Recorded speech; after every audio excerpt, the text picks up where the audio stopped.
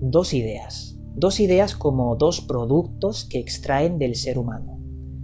La primera sería la extracción de la sangre, no del ser humano, sino de todo ser vivo. Y más concretamente, no sería la sangre en su totalidad. Por ejemplo, lo que ellos extraen de un ser vivo que muere, que fallece, en el momento de fallecer, es la esencia vital. Podemos llamarlo la chispa de la vida, la energía vital, el espíritu, el alma, tiene muchos nombres.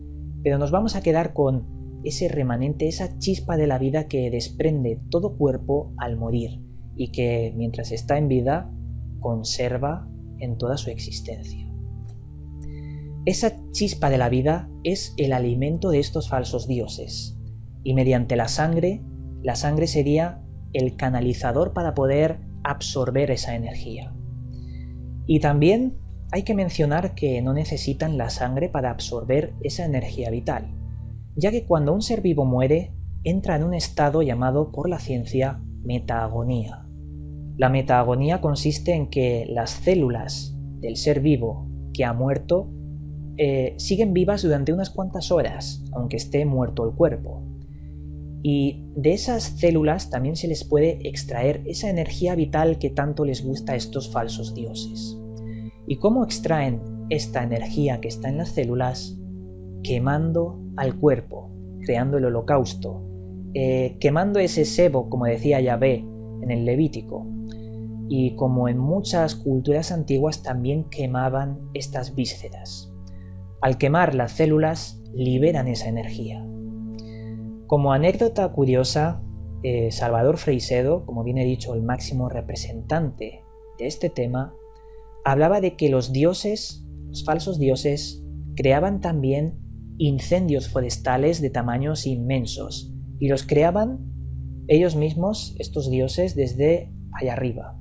Lo hacían porque en el reino vegetal, también es un reino vivo, del cual se le puede extraer en menor cantidad un poco de esa energía vital. Es curioso, no tengo ningún dato ni constancia de que esto sea real. Hasta aquí hemos hablado sobre el primer producto, pero el segundo producto sería mucho más inquietante. Estos seres, estas entidades que nos gobiernan bajo las sombras, porque en definitiva son los mismos, utilizarían al ser humano para extraer el segundo producto, mientras que está en vida. Las emociones del ser humano, ya sea la alegría o el sufrimiento. Lo que pasa es que en el ser humano es mucho más fácil generarle sufrimiento que alegría. Y por ello estas entidades recurren a crear las religiones para separar al ser humano y imponerle una vida de dolor y miedo que si no acatas sus órdenes acabarás en el infierno, según la religión cristiana.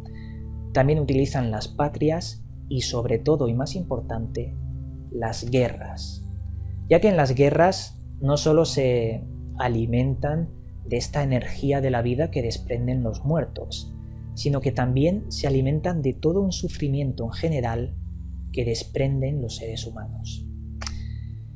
Y podríamos hablar sobre este sufrimiento y estas emociones como una energía, unas ondas que emite el cerebro humano en estados alterados de emociones y sentimientos.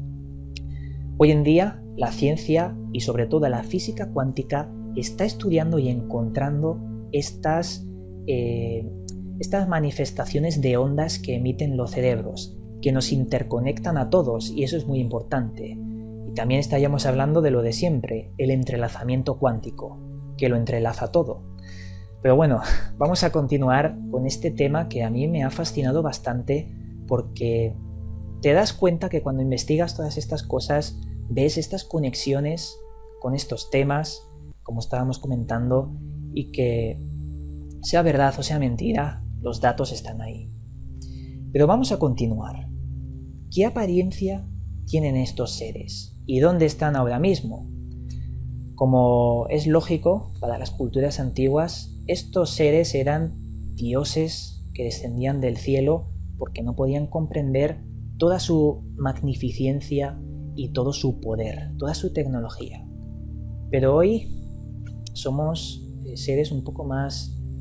Nos hemos situado en una era más tecnológica que intenta explicarlo todo mediante dogmas bastante peligrosos y absolutos. Por ello, podemos decir que estos seres no son dioses, son seres que están por encima de la evolución humana. Por ejemplo, al igual que nosotros nos aprovechamos de los animales y obtenemos beneficios, hay animales que no se percatan de la presencia del ser humano, ya sea insectos como las abejas, las hormigas y demás. Pero estos seres estarían por encima del ser humano y estarían cosechando a la especie para poder obtener estas energías sutiles. Os voy a poner un ejemplo también muy práctico que puede ayudar a comprender dónde está la existencia de estos seres. Nosotros convivimos en un mundo lleno de bacterias, virus, incluso átomos que forman la realidad. Sabemos que existen, pero a simple vista no podemos verlos.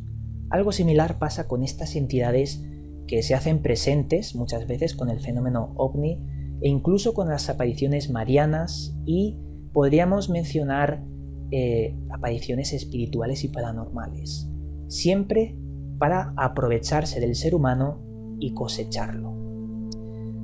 Bien, acabamos aquí con estas ideas, este conjunto de ideas que me gustaría indicar que son ideas y teorías de diversos investigadores que no están para nada contrastadas.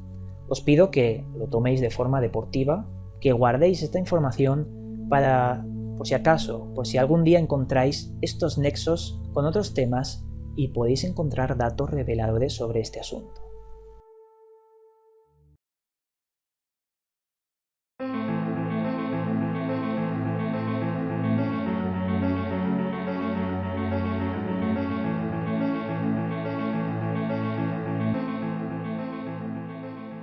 Esta vez, en la sección Libros recomendados, os voy a traer el siguiente libro: La muerte, un amanecer, escrito por la señorita Elizabeth Kündler-Ross. La señorita Ross sería una de las máximas eminencias mundiales sobre la investigación de lo que hay después de la muerte, de la vida después de la vida, de los extraños fenómenos y experiencias de muchas personas, que ha relatado lo que hay después de la muerte y ha vuelto para contarlo. En este libro nos concentraría, en un libro bastante corto, muchas de sus investigaciones en una serie de entrevistas que le hicieron por todo el mundo. Lo que principalmente hizo esta señorita, que tiene más de 20 licencias sobre medicina, 20 títulos, nos hablaría de cómo durante muchos años recolectó en una serie de anotaciones y bastantes archivos lo que pasaba mediante cuando una persona moría. Se sentaba junto a ellos, les preguntaba y iba anotando cuando no podían responder qué es lo que le pasaba. Y también recoge muchos casos sobre personas que han vuelto de ese otro mundo y les ha contado lo que han visto allí. Y sobre todo un caso que me ha impactado mucho, nos habla de una persona ciega,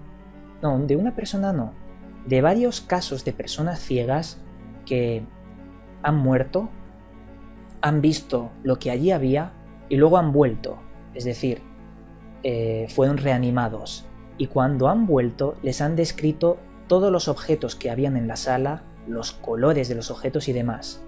Personas que eran ciegas, hay que indicar. Yo considero esta autora la máxima representación del estudio de las experiencias cercanas a la muerte. Ya antes, en videoprogramas anteriores, os hemos recomendado un libro del Dr. Gaona que también hablaba un poco de una forma más científica sobre esto, pero tampoco nos olvidemos de que esta autora es una científica que se juega mucho su reputación y que ha sido considerado por médicos de hoy en día una persona que ha abierto unas fisuras dentro de la ciencia para poder investigar. Ha roto esas verdades absolutas de las cuales nos hacen mucho daño. No nos extendemos más y os mandamos un cálido abrazo y nos volveremos a ver en otro vídeo.